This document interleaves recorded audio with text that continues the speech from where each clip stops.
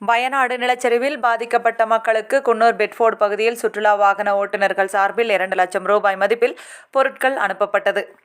கேரள மாநிலம் வயநாட்டில் கடந்த 30ஆம் தேதி ஏற்பட்ட நிலச்சரிவில் 385க்கும் மேற்பட்டோர் உயிரிழந்துள்ளனர். 260க்கும் மேற்பட்டோர் காயமடைந்துள்ளனர். காணாமல் போன 180க்கும் மேற்பட்ட நபர்களை இந்திய ராணுவத்தினர் மற்றும் பேரிடர் மீட்புக் குழுவினர் தேடி வருகின்றனர்.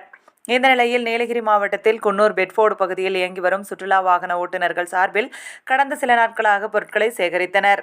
இந்த நிலையில் 2 லட்சம் ரூபாய் மதிப்பீட்டில் அத்தியாவசிய பொருட்களை வாகன ஓட்டுநர்கள் வயநாட்டிற்கு எடுத்துச் சென்று விநியோகம் செய்தனர்.